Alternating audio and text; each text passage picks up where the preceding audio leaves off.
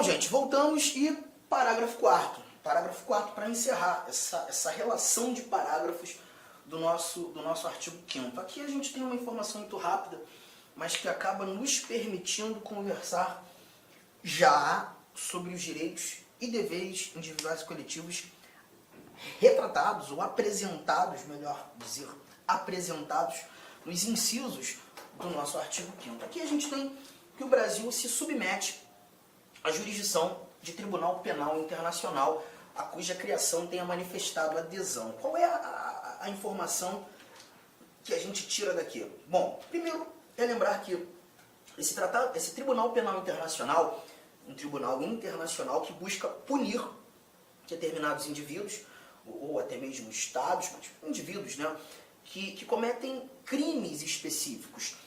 O Estatuto de Roma não é necessário examiná-lo, estudá-lo, pelo menos aqui no âmbito do direito constitucional, mas eu só cito, é justamente a regulamentação, as regras de processo e julgamento desse Tribunal Penal Internacional.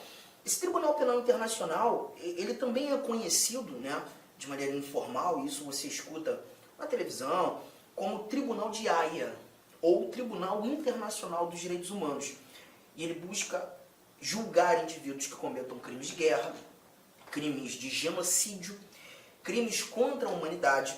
Então é um tribunal organizado, né, sustentado, desenhado, delineado pela Organização das Nações Unidas. E a proposta é justamente essa, punir indivíduos que cometam tais crimes. Esse parágrafo 4º, ele não existia na redação original da Constituição de 88. Ele surge aqui por meio de emenda constitucional. A mesma emenda constitucional 45 de 2004 que fez nascer esse parágrafo 3º que nós conversamos agora há pouco, né?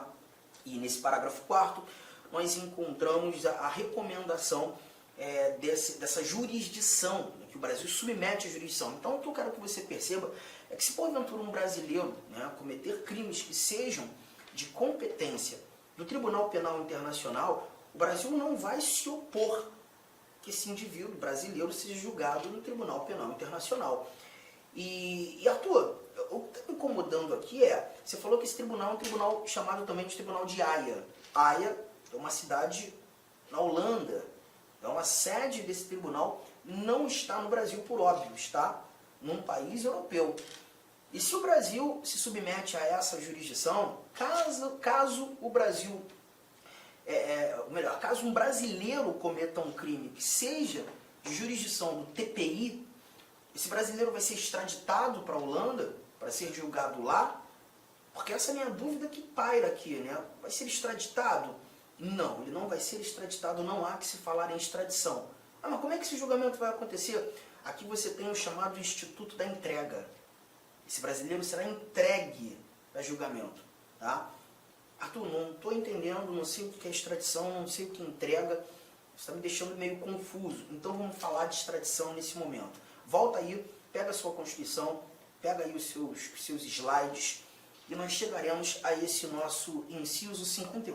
O inciso 51 está aqui na tela. A gente vai conversar sobre extradição, tá? Primeira coisa, quando a gente fala de extradição, a gente está falando de uma comunicação que será alinhavada entre dois estados soberanos e a pretensão dessa comunicação é justamente decidir pelo destino de um determinado indivíduo, pretenso autor de um crime ou um indivíduo já julgado, condenado, né? E aí os países eles articulam essa comunicação no intuito de saber qual deles irá julgar esse indivíduo ou fará com que aquela pena seja cumprida. A extradição nada mais é do que uma comunicação entre países, buscando decidir sobre o destino de um determinado indivíduo criminoso ou presumidamente criminoso. Tá? E aí a leitura traz isso pra gente. Está aqui atrás, acompanha. Nenhum brasileiro será extraditado, salvo o naturalizado. Em caso de crime comum praticado antes da naturalização ou de comprovado envolvimento em tráfico ilícito de entorpecentes e drogas afins na forma da lei. Essa extradição que a gente está tirando aqui, do inciso 51, é a extradição que nós chamamos de extradição passiva. Nesse momento, o Brasil não está fazendo pedido de extradição. O Brasil não está buscando trazer um indivíduo para cá. Na realidade, o Brasil está recebendo um pedido. Chegamos à conclusão, então, que esse indivíduo está no Brasil. E é um outro país que pede para que ele seja julgado lá ou cumpra a pena lá. O Brasil recebe o pedido de um outro país e agora vai ter que decidir se extradita ou não extradita. Essa é a figura da extradição passiva. Temos a extradição ativa? Sim, nós temos a extradição ativa.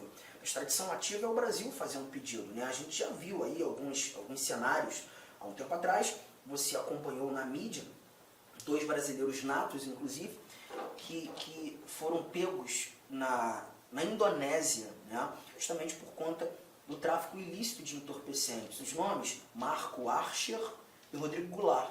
Os 2 foram executados. Na Indonésia, o tráfico ilícito de entorpecentes enseja a pena de morte. E como foram presos lá, né, encararam o corredor da morte. O Brasil se preocupou com os seus nacionais, o Brasil se preocupou com os seus brasileiros e pediu pela extradição. A Indonésia negou.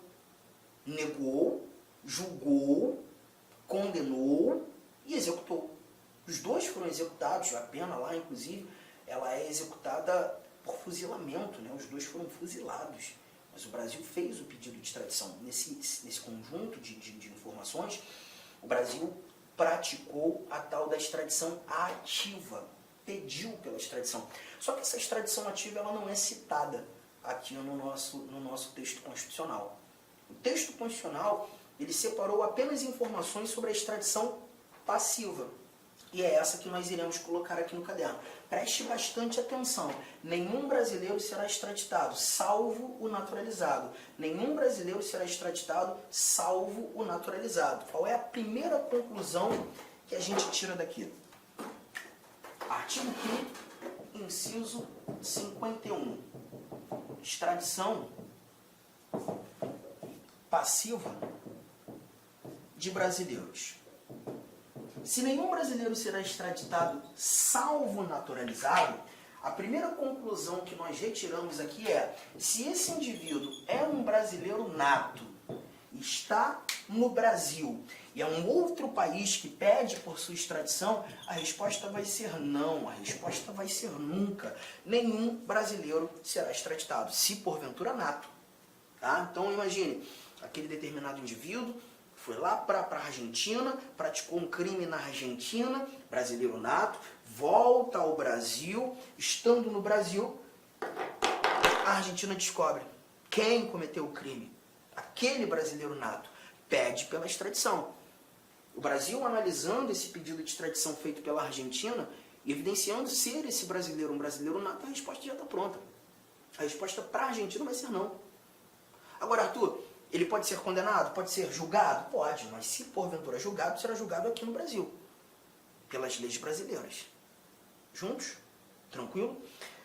Só que você viu o salvo naturalizado. Então, se a brincadeira trouxer como personagem um brasileiro naturalizado, aí eu já não posso trazer novamente o nunca, mas também não vou escrever sempre. Vou ter que colocar um eventualmente. Brasileiro naturalizado pode ser extraditado, eventualmente. E essa eventualidade precisa garantir ou estar pautada nessa informação que a gente tem aqui. Ó. Nenhum brasileiro será extraditado, salvo naturalizado, em caso de crime comum praticado antes da naturalização, ou de comprovado envolvimento em tráfico ilícito de entorpecentes, drogas afins, na forma da lei. Caso de crime comum praticado antes da naturalização. Vamos lá, vamos brincar com isso aqui. Vamos imaginar que você seja um argentino, tá? Ainda na Argentina você pratica um crime. Vou trazer aqui um exemplo, pratica um homicídio. E aí, percebendo que o bicho começou a pegar para o teu lado, as investigações estão firmes na Argentina, você sai da Argentina e vem para o Brasil. Quando chegando no Brasil, atende os requisitos para se naturalizar, ninguém sabe que foi você que cometeu esse crime, pede pela nacionalidade brasileira, conquista a nacionalidade brasileira e se torna um brasileiro naturalizado. Após isso, a Argentina descobre quem cometeu o crime. Você. Mas perceba, você cometeu esse crime antes de se tornar um brasileiro. Então, se você praticou esse crime comum antes da naturalização, o Brasil pode te extraditar. Então, eu já trago aqui a primeira recomendação. Crimes comuns praticados antes da naturalização. Só que o cuidado que você precisa ter é que o Brasil não tem a obrigação de te extraditar. O Brasil pode te extraditar. E aí o cuidado que você tem que ter com valores semânticos, tá? Porque o poder e o dever trazem semânticas totalmente diferentes. Totalmente diferentes. Lembre-se que a dignidade da pessoa humana é um fundamento da República Federativa do Brasil. E já que estamos falando de uma comunicação entre países, entre estados soberanos, quando nós estudávamos os princípios fundamentais, você viu os princípios que regem as relações internacionais. E dentre eles, precisamente o inciso 2º do artigo 4º, a prevalência dos direitos humanos. Se, aos olhos do Brasil, e quem julga o pedido de extradição é o Supremo Tribunal Federal, tá? Isso está lá no artigo 102, inciso 1º, a linha G do texto constitucional. Se aos olhos do Supremo Tribunal Federal, o órgão competente para julgar o pedido de extradição, for mais digno vê-lo sendo julgado aqui e não lá, ainda que você tenha cometido esse crime comum antes da naturalização, o Brasil pode dizer não à Argentina. O Brasil não é obrigado a te extraditar. Pode te extraditar. Pode te extraditar. Beleza? Guardou essa informação? Só que voltando para a redação, nós temos aqui, ó, em caso de crime comum praticado antes da naturalização ou de comprovado envolvimento em tráfico ilícito de entorpecentes, drogas afins, na forma da lei. Então, comprovado envolvimento em tráfico ilícito de entorpecentes também enseja a extradição. Só que nesse caso, quando tratando desse crime em especial, desse crime específico, a gente não tem a necessidade de avaliar se, porventura, o comprovado envolvimento aconteceu antes da naturalização ou depois da naturalização. Seja antes, seja depois, a extradição vai ser discutida. Possível a extradição. Então eu tenho que trazer mais uma seta e te lembrar que, nesse caso, quando tratando do tráfico ilícito de entorpecente, não nos interessa o momento. Tenha sido antes ou depois da naturalização, antes ou depois da naturalização, a extradição pode acontecer. A extradição pode acontecer. Legal? Só que você está percebendo que eu estou enfatizando pode acontecer. De novo, gente, não é uma obrigação, é uma possibilidade. Não é uma obrigação, é uma possibilidade. O Brasil pode extraditar, mas não é obrigado. Legal? De novo, a dignidade da pessoa humana é um elemento preponderante para que haja ali, né, a concessão da extradição.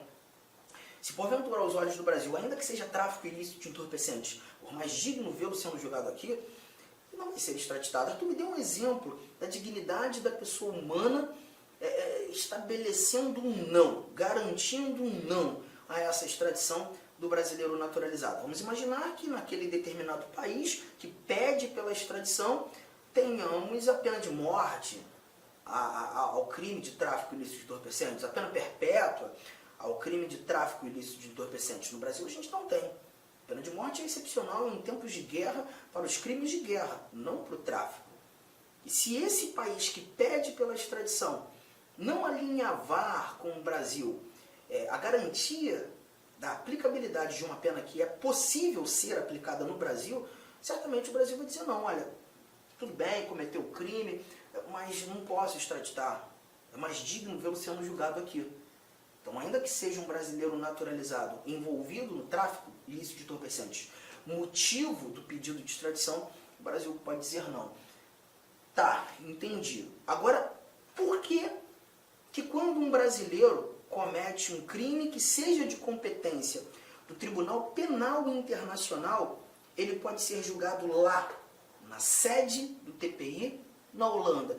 Isso não seria extradição? E mais, o exemplo que eu trouxe naquele momento, quando falando do TPI, de um brasileiro nato. Imagine um brasileiro nato praticando um crime de guerra. Um brasileiro nato praticando um crime que seja configurado crime contra a humanidade. E aí o Conselho de Segurança Pública, né, Conselho de Segurança... Olá, meus amigos. Inicialmente eu quero pedir licença para vocês, pois interrompi a sua aula. Mas essa aula do YouTube é uma aula demonstrativa para você conhecer aí a nossa estrutura, os nossos professores e os nossos cursos. Eu sou o professor Lac, especialista em concursos públicos. Somente em 2022 eu fui aprovado em 7 concursos públicos e a minha meta é buscar 10 aprovações por ano. Eu acho que eu consigo este ano cumprir a minha meta de aprovação. E eu estou aqui para ajudar vocês. Nós aqui da Lá Concurso estamos fazendo a melhor campanha, a campanha de melhor qualidade, mais competitiva para o concurso da Secretaria Municipal de Saúde de Cuiabá. E nós temos aí vários cursos, vou apresentar para vocês rapidamente. Nós temos aqui a opção online, todos os conhecimentos básicos, item a item, sem nenhum item fora do edital, para fechar o edital. 10 parcelas de R$ 35,00, oficial técnico de administração online 10 de 45, técnico de enfermagem 10 de 50 e apoio jurídico 10 de 50. Detalhe, esses cursos nossos online não é aquele transmitido em sala de aula que o cara grava. O nosso não. O nosso é gravação em estúdio com excelente qualidade de áudio, de imagem e de iluminação, claro, também de edição. Tem presencial? Tem presencial. Professor, esse presencial é transmitido ao vivo? Sim. Ah, professor, me adapto mais aí à metodologia de presencial. Não tem problemas. Ele é transmitido ao vivo. Nós temos aí, né? Conhecimentos gerais, todos os cargos. Tem uma promoção aqui bacana. Para quem se matricular até o dia 23/9 vai pagar 10 de R$ 50.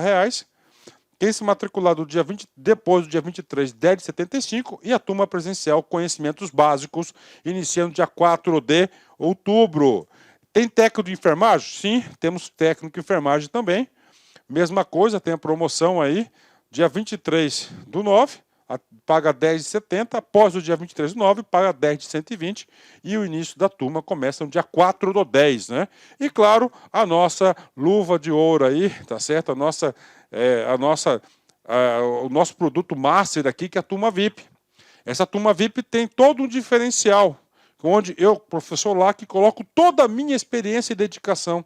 Só de conhecimentos específicos são 15 aulas minhas.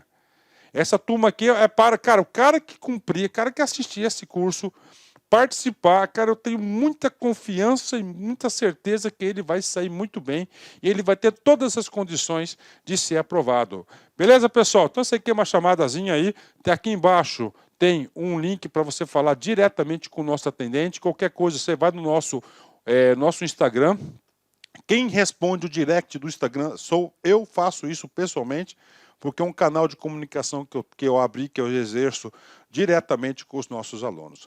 Valeu, meus amigos. Então, venham estudar conosco.